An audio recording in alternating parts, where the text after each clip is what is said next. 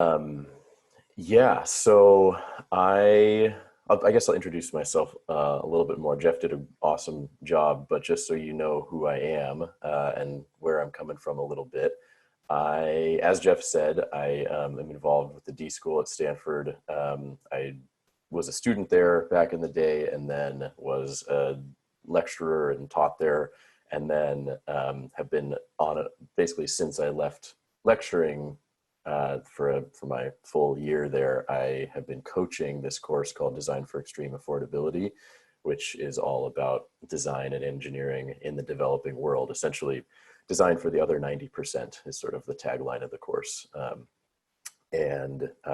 Jeff and Clark came to last spring's expo, as he said, and it's an amazing class. And I've been actually thinking about it a little bit lately because as a coach and a close kind of friend of the class, I help visit partners so that the international partners for the class are established before the class starts. And we actually go and visit all the international partners that the student teams are paired up with over the course of the class.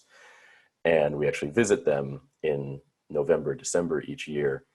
And so basically the last like big travel that I did was to Kenya and Uganda in December. And now that we're all locked down, I have been thinking about that very, very much. I haven't thought about traveling much realistically. Anyway, I just got really deep into that.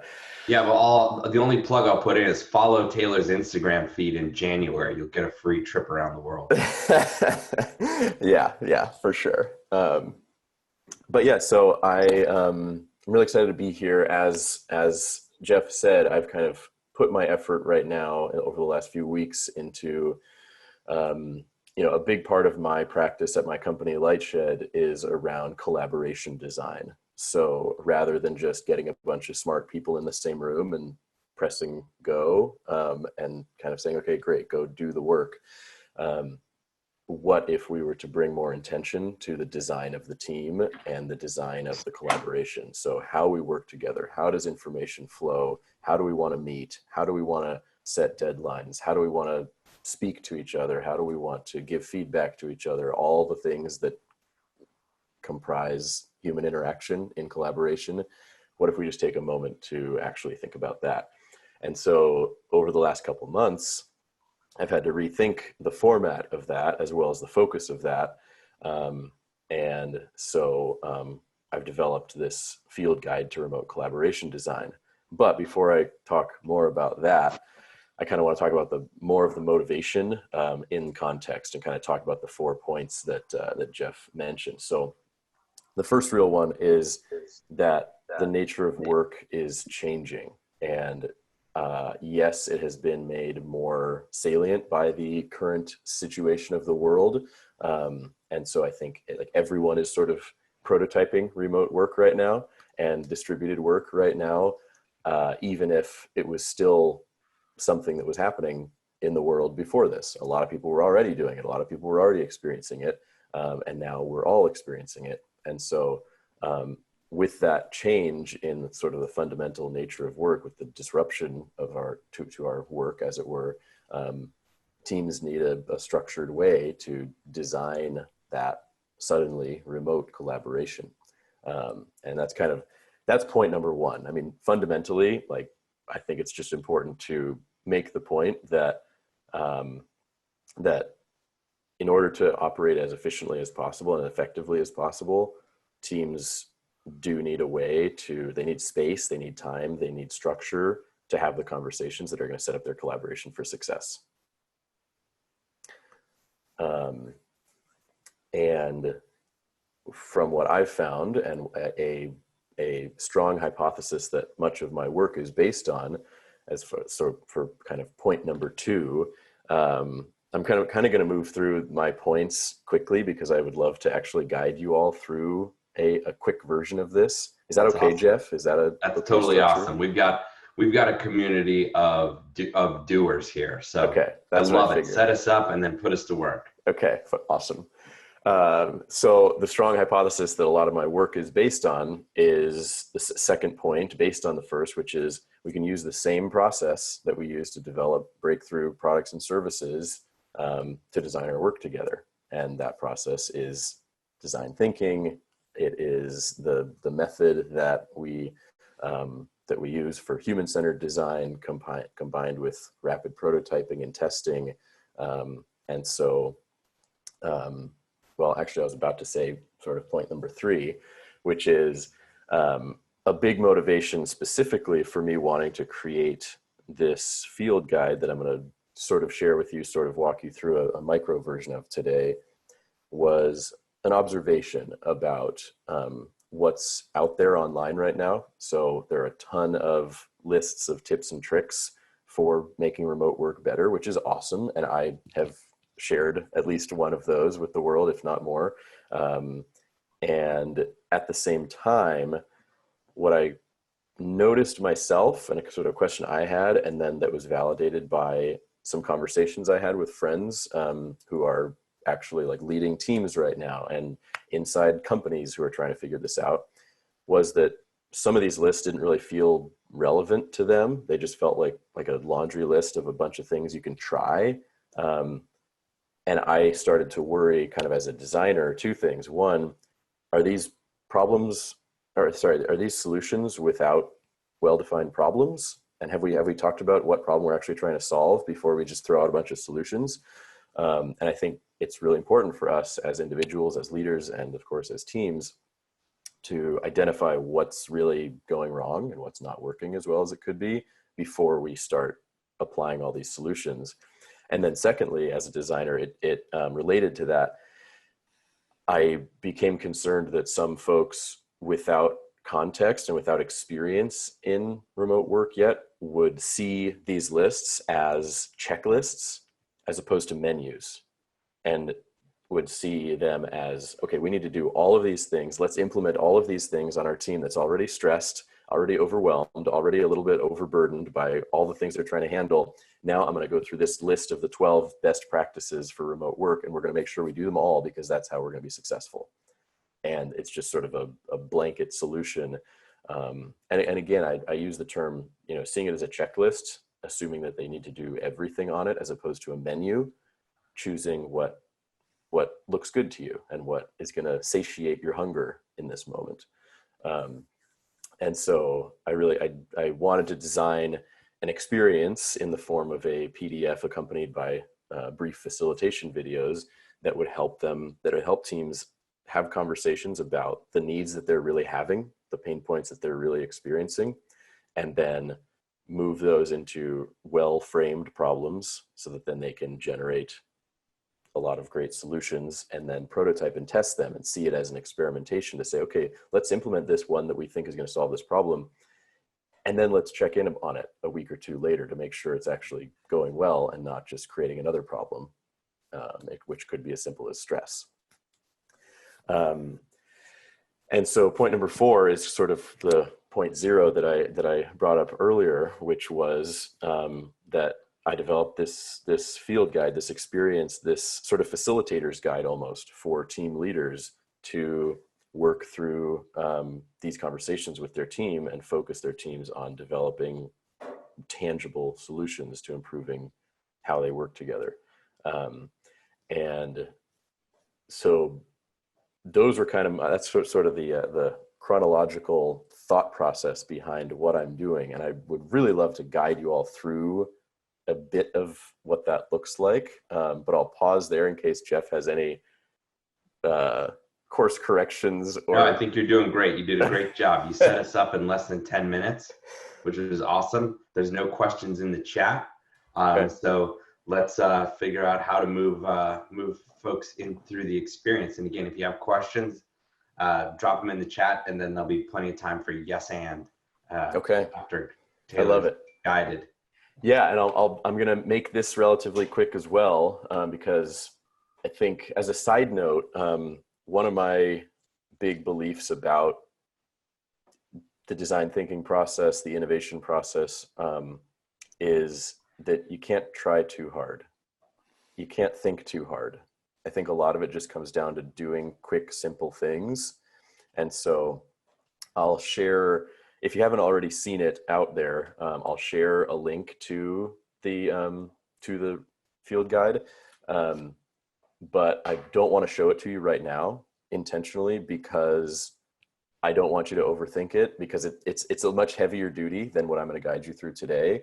And I designed it to be done in 90 minutes, even though there's a lot there, because I want people to just say, okay, we're going to talk about this for 10 minutes and then we're going to move on, as opposed to going in circles for 60 minutes and overthinking things and overthinking things. The most important thing in innovation and design is to just do something. So I want you to, this is just going to be, I'm just going to kind of guide you through sort of a reflection. This is going to be an individual activity where you're, rather than doing it with a team, you're going to be doing this yourself, but just walking through the process to experience what a version of it might be. Okay, so step one, there are 12 steps. We're not going to go through all 12 fully right now, but the first thing I want you to do, and this is sort of in the empathy and discover phase of our design process. What is one thing that you are personally struggling with when it comes to remote collaboration, remote work, remote communication right now? So just take 1 minute, basically. I'm going to check in 1 minute to make sure that we're okay, but take 1 minute and just write down one thing that you wish were different.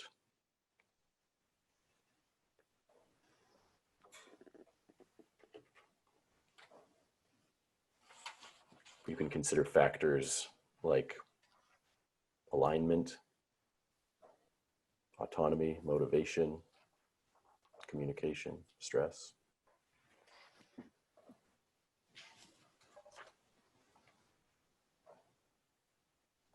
You can consider the question, what, if anything, should we or I stop doing? What, if anything, is missing?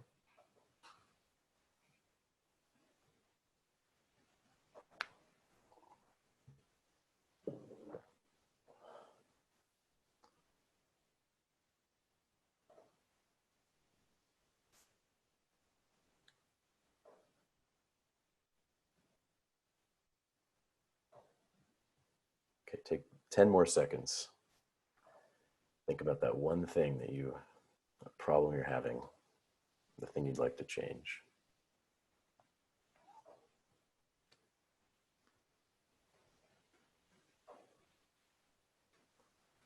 Okay, so then in the next minute again, maybe I'll give you a minute and a half for this because this is a little bit tougher. We're going to jump through a couple steps here in the actual field guide, but I'm going to ask you to write down an opportunity statement, as I call it, which is a reframing of whatever you just wrote down into the form, I need a better way to ... I'm going to write this down so that you have it.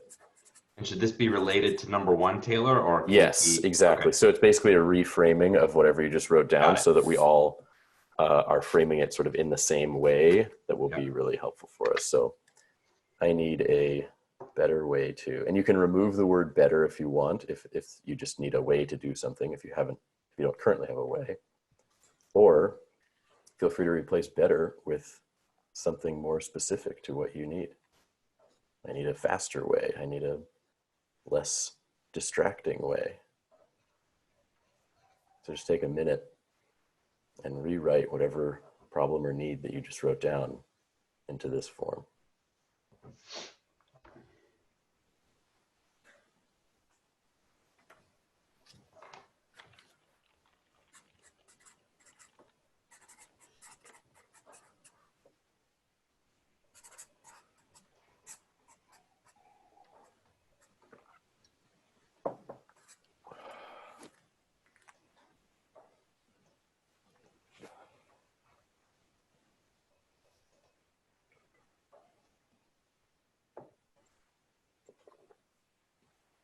And I know this is a virtual espresso, but I don't have an espresso machine, so I'm just drinking regular coffee. Take about 15 That's okay, man. seconds. Well, I'll tell you, it was the virtual espresso because, and those of you who are longtime attendees know this, but Sophia, who's on the call from University of Trento in Northern Italy, she was the inspiration for this. So in our attempt to speak to our Italian muse, we called it an espresso, but yeah, I go for the good old Americano size. That's fantastic. Yeah, that's one of the things I totally miss about traveling is you go into any coffee shop and you're like, they're like, you want an Americano. They just order, whoever's behind the bar orders for me. Yeah. Well, it's funny because the CEO of a company I was consulting for the last couple of years went to Italy about a year ago, and she walked in and said, "Can I get a latte?" And they just gave her a cup of milk. Because of course that's kind of serves it American. Yeah, serves right Americano. Yeah. Nice. All right, so we've got our rephrase statement. I need a better way to. That's right. I'd love to, if folks would like to share, maybe 2 or 3 folks, I'd love to hear where people landed. Feel free to just unmute yourself. I don't know how you. They can. This is just a dial-in. It's not a webinar, so just feel free to unmute yourself. But awesome. Dr. Jeff, I'm interested in what you have to say. What was your reframe? Hi, good morning. I need a better way to sense the mood and feelings of people I'm collaborating with remotely in real time safely. Very nice. For that. Very nice. Yeah, I like you added safely on the end, Jeff. Go ahead, Janice. I was just going to second that. I wrote down contained connection, because like even looking at the screen right now, like who's Jay, who's C, who's Aunt, like it's this sense of, for me, I always like this container, and the bigger the Zoom session, the more people, you've got pages, and then some people are muted, some people you see them. And so to that point, it's very hard to sort of contain the energy and focus it towards a direction sometimes when I'm working with people. And so I'm curious about more ways, because that's what supports that sense of empathy, resonance, and deeper connection. I'm curious how we could solve that one. Nice. Thanks, Janice. Safety, containment. Nice. Anton and Jessica. Yeah, I think mine sort of ties in a little bit with both as well. I started with, I need a better way to build esprit de corps remotely. And I've taken out better and just say, I need a way to build esprit de corps remotely. Great. Thank you. Jessica and then Vinod. So I have a very similar theme as to everyone else, which is I need a better way to build relationships with remote coworkers so I better understand where they're coming from. So again, that emotional empathy of what's going on the other side of the Zoom is really, really tough. Totally. Thanks, Jess. Sure. Last but not least, Vinod. You hear me? Sorry. Yes, sir. Okay. I wrote up, I need a better way to feel the energy of other people and the physicality of the interaction. Energy of others. Yeah. Like there are times when your energy is running so high when you're in front of somebody and you're drawing on the whiteboard, you're putting post-its together. How do you get that in an online interaction, particularly if you move a post-it and the entire mural board moves? Yeah. Nice. Thanks, Vinod. Yeah. Thanks, everybody. That it's such the theme there is such an important one, because as much as we are relying on wonderful technology to connect us, we are at the same time humans who need human interaction, and staring at a screen of, what is this, 25 faces bouncing around. Oh, there's 30, Taylor. Don't worry. Yeah, well, I'm just on my screen right now. I can't even see them all. I know, you're setting records. I just want, you're a draw. Fantastic. Well, that's great. Yeah. One other quick one to drop in that came from Javal was, I need a better way to align my son's homeschooling with my work. Yeah, that's definitely a real one. Well, All right. two quick thoughts before we move Yeah, go on in for it. response to the theme here. It's a real thing, and I don't know if folks have seen. I think it was in National Geographic, but it was an article about why we're so emotionally drained after a day of Zoom calls, and partly it's because we can't sense emotion like we're used to, and we feel like we have to amplify our own emotion more because people can't see it as clearly, and so we get emotionally exhausted because in both directions we're trying to make emotional connection happen through a medium that is not really conducive to that. And secondly, there was another article that I just saw on what's called allostatic load, which is why we're all exhausted all the time, even though we're alone or not doing as much or not going to work, which is essentially the idea that we are in this constant elevated stress state.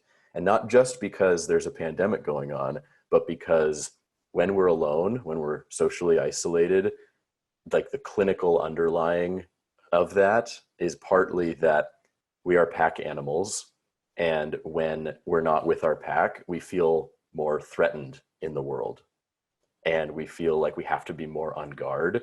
And so just fundamentally in our brains, probably more in our lizard brain than anything else, we are sort of in defense mode more, which is really, really interesting. So that's another cool fun fact. But we're not here to talk about the pandemic and stress and fight or flight right now. We don't have to get into that. Okay, great. So we have our opportunity statements, and thank you all for, by the way, just diving into this with me. I know this is an action-oriented group anyway. So now we're going to land that, we're going to turn that statement into an action-oriented question, which I'm sure no one has ever heard before or is familiar with. It's called a how might we question, or I, since we're focusing it on. You got a lot of cheeky grins, Taylor. You got a lot of cheeky grins. I saw. Because it's just one of those things, now people know I'm not crazy. Clark and I aren't crazy. Other people do it too. Right. Wait, you guys do this too? Grin there, Anton. Go ahead, Taylor. So change that opportunity statement into a how might we question. It could be simply replacing the I need a better way to with how might I. You might just replace it, or you can use this opportunity to sort of break down and find, well, what's one contributing factor to the need that I just stated. So you might say with the how I need a better way to emotionally connect.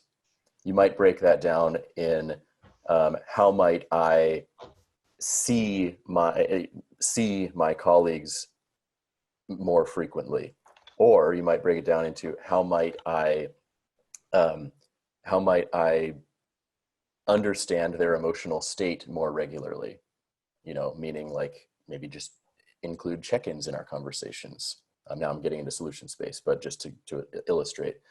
So you can either translate into directly just your opportunity statement into this format, or you can try to break it down into a piece. So I'll give you another minute and let me know if there are questions. I know this step, especially the breakdown step, can be a little bit harder to do.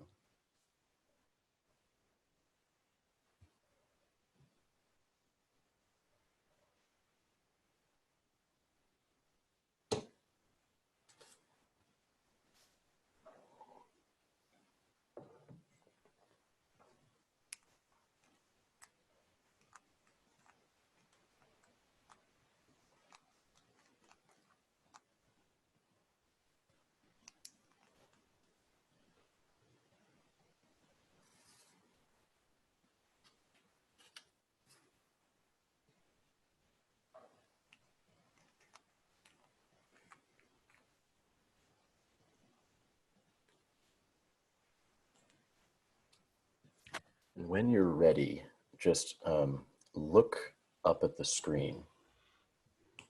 I think that's probably the easiest way to gauge. If you're not ready, keep looking down at your writing. Yeah. It's made me conscious of my my lawn. when I write with my head down, you see my lawn, my head lawn. Yeah. Yeah. Now this is a great exercise, Taylor, and it's one we spend a lot of time working on, because you want to leave space in your how might we for the human-centeredness to come in. But again, we're all coming with tactical challenges. Right. And so what you're talking about is a great strategy to make sure that we're balancing that. So any tips you can give on injecting that human-centeredness into tactical challenges is always appreciated. Yeah, for sure. Well, I think that, again, part of why I wanted to create this resource for folks was so that we were having human conversations about the things that we are, as humans, struggling with.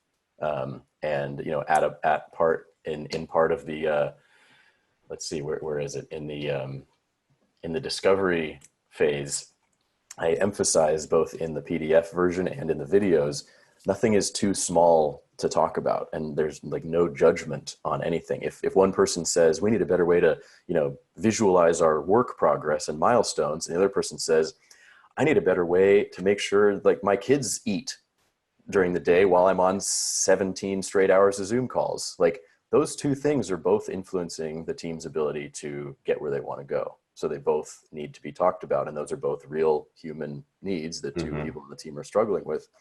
And so for me, a lot of the humanness, the human-centeredness in a context like this just comes down to making space for the conversation. There are so many teams out there and so many companies out there that I've talked to that they just kind of went from normal to now they're remote, and they haven't checked in or talked about what the heck is going on. And I know people who are struggling a lot, and they're like, yeah, I'm working more now. Even though I have my commute time back, which is like an hour and a half a day, I have less time, and I have to track my time now, which I didn't have to do before. And so that feels weird. And so I'm actually working more, and I can't have like the water cooler talks with my colleagues. So it's like all these things have changed. Yeah. But if we're not having space to check in about them, then all those human needs are just being thrown out the window. Yeah, my commute time is definitely got taken up by work, and it's almost I feel like sometimes I feel like I just work and sleep. Yeah, totally. And Same. Yeah. Well, you made a comment to make space for the blank, and I missed that last word. That's all right. That means it was just free flow, and we'll come back to it. Yeah. So It was for conversation. It was for conversation. Jeff. Thank you, Yeah. Svetlana. Thank you. Yeah, that sounds right. I think just making space for the conversation so those human needs can come out. Also, I want to call something out that Clark put in the chat, that Zoom makes it impossible to move much. And a lot of us are kinesthetic learners and makers and thinkers, and bodies are taken out of the game. And that is so, so real. I think like, even if you're not a kinesthetic learner, we have to walk sometimes. We have to, like, my girlfriend talks about how like sometimes like even losing the opportunity to go from meeting room to meeting room at work and instead just clicking a different link is like driving her crazy. And that's actually one of the tips when I do go into tip and trick space that I share with teams and groups, which is whenever you can, adjust and mix up the format of your communication and collaboration. Not everything needs to be a Zoom video call. Like we over-rotated at the beginning because we were scared we weren't gonna have enough human interaction and see enough faces and everything. That's great. But now it's worth thinking, okay, wait, does this have to be a Zoom video call? Could I take this as a phone call while I go for a walk? Yeah. Totally true. Example. It's interesting that, to give up that, to feel safe making that. So we have our how might we's, Taylor. We have our how might we's. So yeah, let's keep moving. So let's answer that question. So let's do a little brainstorm on your own. And it can take one of two formats. So I'm gonna give you an opportunity, and then I'm gonna give you maybe 3 minutes. We're not a big thing, but think about just like classic kind of post-it brainstorm. What are all the possible ways that you could solve this problem? We're just going to do individual reflection or individual brainstorming again. I also invite you to, because there are a lot of solutions out there, we are now primed to view those lists out on the internet as menus as opposed to checklists. We now have a framed problem. So I invite you in the next 3 minutes, if you want, instead of brainstorming, to do sort of a research brainstorm instead. So do some Googling, search for the problem you're trying to solve, and see what you can find. So try to generate a solution, as many solutions as you can right now. Give you 2 or 3 minutes.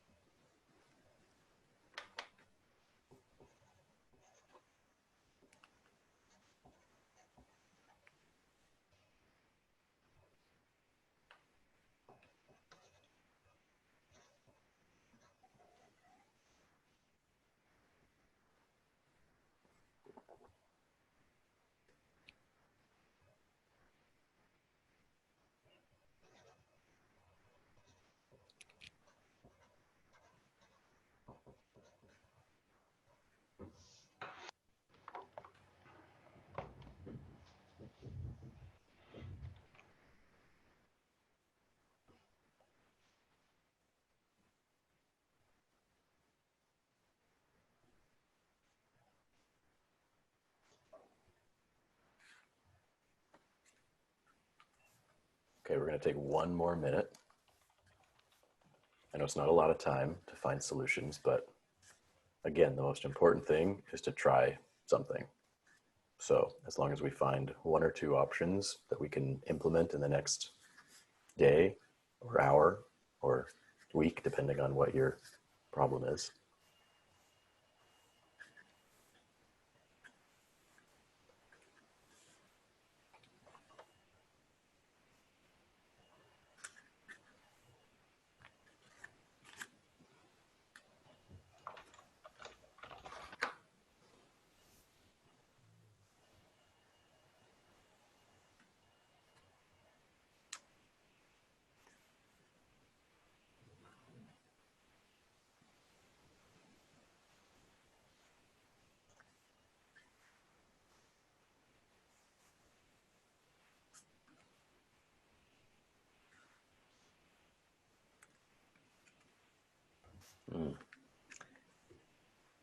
In the chat, Renata just shared, how might we create the water cooler moments, and then shared a link to what looks like an article of how to create water cooler moments remotely, which is, thank you for sharing that.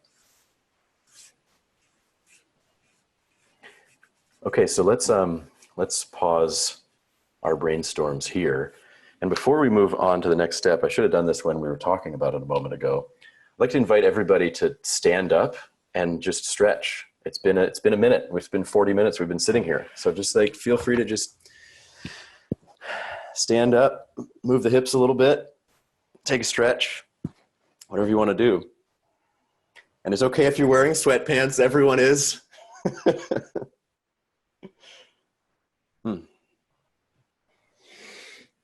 right, that's nice.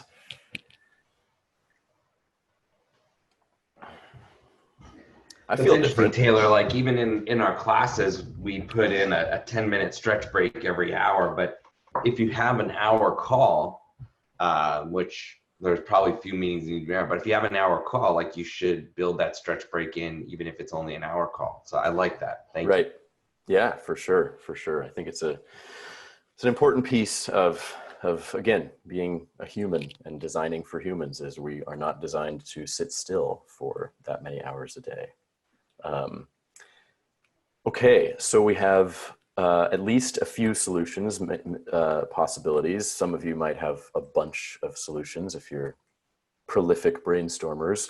So now, in case you have more than one, some of you might have already picked one, but just to make sure we're all on the same page, take a minute and pick one thing that you want to try as a solution to resolve the problem that you identified.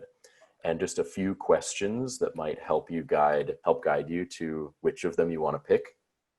Of the solutions you listed or brainstormed, generated, what would have the biggest impact on my work or on my collaboration, on my problem? What feels easiest to address right away? Is there one of those that you're like, yeah, I could implement this by the end of the day? Which are you most excited about? Is there one that you have a lot of energy around? It's like, oh, that's an interesting idea. I want to try that. That's cool. Like maybe Renata is hearing, like she says, especially love the tea time over Zoom in response to the water cooler need that she identified. Like maybe she's just really excited. I really want to try that. A lot of times the solution that is most successful is not necessarily like the best solution objectively. It's the one that people are excited about because it's the one that people are going to do, or the one that you're going to do if you're excited about it. So just a couple thoughts on selecting and funneling, filtering. So take another 30 seconds and just circle one, or grab the Post-it off your table or whatever.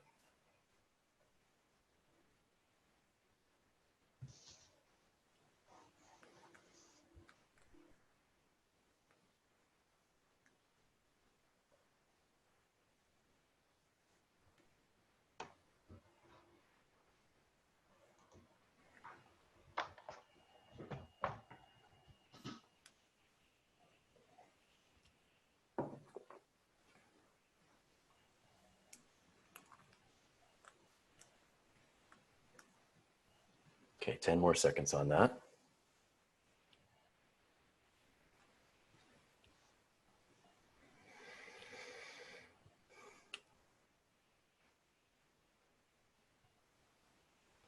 Okay, and last but not least for today, we are going to figure out how we're going to implement what we just came up with. So it's great to have an idea, and it's great to think it's a cool idea.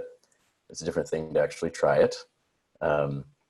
And so I want you to think about, what is this going to look like when you actually try it? So in whatever way you need to, make it more real. And so we're kind of combining in this step, because of the time we have in the format, kind of combining the prototyping step with the testing step, in the sense of if there's something specific or a manifestation of the idea that you have, jot that down. So if it's, hey, I need to like write down, you know, a new meeting agenda, and I want it to be like, okay, hour-long meeting. I want to do a check-in for the first 5 minutes. I want to do our meeting for 25 minutes. Then I want to have a standing break. Then I want to do, you know, so maybe it's actually mapping out what your agenda of your next hour-long meeting is, as an example. And I want you to think about, so again, what specifically are you going to do differently, or are you going to try? And by when are you going to do this?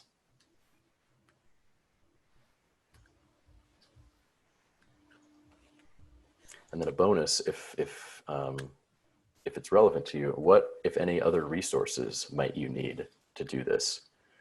Do you need another person to try something out? Like if you haven't used, somebody mentioned Mural, the online visual collaboration tool. If you haven't used that yet and you're looking for a way to collaborate online better, maybe you need a buddy to do that with. Maybe you need a subscription to an online service of some kind. Maybe you need noise canceling headphones, etc. Nice.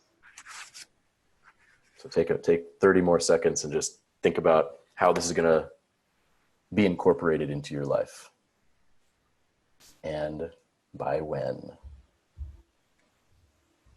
I'm not going to let you off the hook on just saying, oh yeah, this is a cool idea.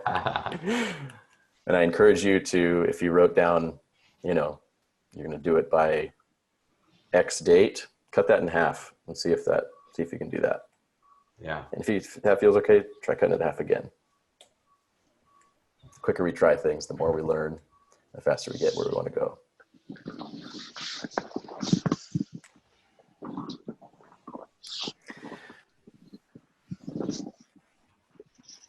That is what I have for you today. And I'm really grateful that you joined me on this process.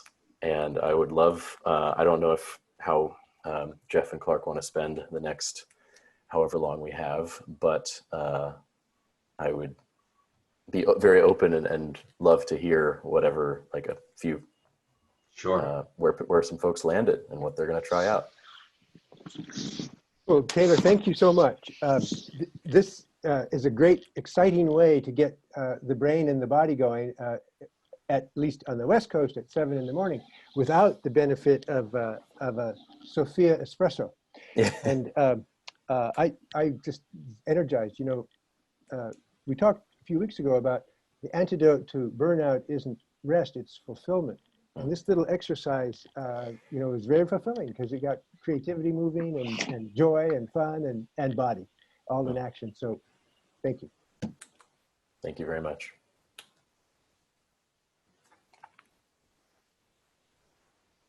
I'll tell you just while in the lull there, my problem was about movement during Zoom. So my solution is to have a dance minute during every meeting where everybody dances to Go Noodle and get a little bit crazy. And my best, easiest solution was don't Zoom.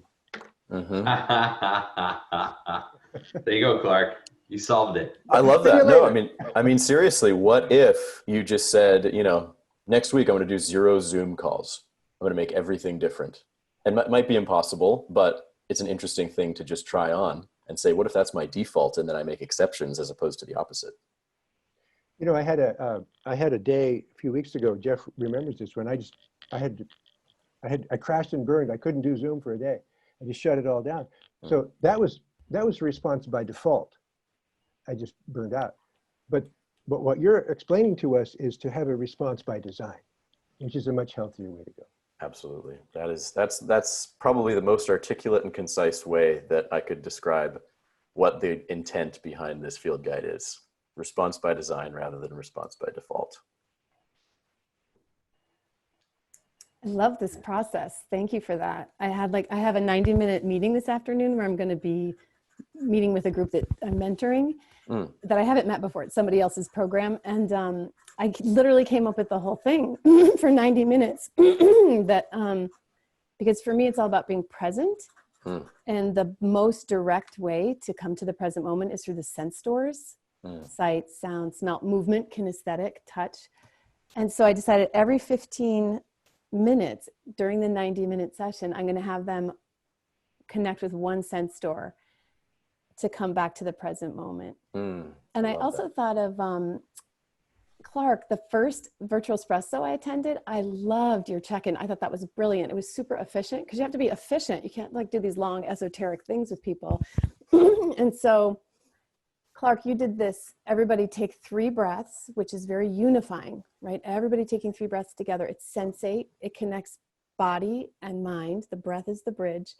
And then you had people check in on 1 out breath. So I thought that was really a brilliant, efficient way to integrate body, breath, mind, and the senses and something personal. Yeah, Thank you. Great. Thank you. Okay, solution-wise, I have actually stolen an idea from you, Taylor. Fantastic. Okay. That's the way the greatest innovations happen. Okay, so what my idea was actually this, as in writing and showing as opposed to talking. Because what are things that do the physicality of it? You are doing something, you're writing. It kind of connects to the rest of what we've been talking about. Absolutely. And that is when you're ideating and you're collaborating and coming up with new ideas, that is one time when talking over somebody else is actually energizing. Because you're kind of like adding and building and all that. And you cannot do that in a online mechanism because you're like, it's messy. Audio gets cut out and it's like, good Lord, I'm going away. So what if you could talk over each other by showing a post-it of what you've written right up to the screen? So you are kind of talking over each other. So you have the physicality, you have the energy moving forward, but it could work. I don't know. I will try it. No, what it does is, sorry, Taylor, it brings spontaneity and improvisation back into it because it's still a little cumbersome. Sorry, Taylor. No, I appreciate that. Vinod, first of all, yes, and I mean that everything you said. I think why I try to incorporate that for myself instead of sharing my screen and writing that is so that I'm actually writing something, so that I actually have a minor kinesthetic interaction with the world while I'm sitting here, and so that I can hold something up and do that. But I think additionally, there's sort of a like you were saying, talking over each other. That sort of has become my way to sign off in the middle of a Zoom call if I have to go. Rather, because like sometimes in the chat, nobody sees it and it's like, oh, Taylor just left. And I don't want to step in and say, hey, sorry to interrupt. I have to leave. I'm really important. So I just wanted to make everybody know that I'm leaving. Like that doesn't work. But if I just hold up and say like, I need a better way to leave. But if you hold up and say like, I have to run, thank you all for being here, or thanks for whatever, and then heading out, I think that's a really beautiful way. But I think it's a really important problem to solve because and a norm to set. I'm a big fan of norm setting. And I think one question that's come up for me in a lot of these is, how do we acknowledge what people are saying through Zoom? Mm-hmm. And I think that's we need a better way to acknowledge through Zoom, because nodding is great, it's visual. And sometimes I do like silent snapping or, little this if I agree.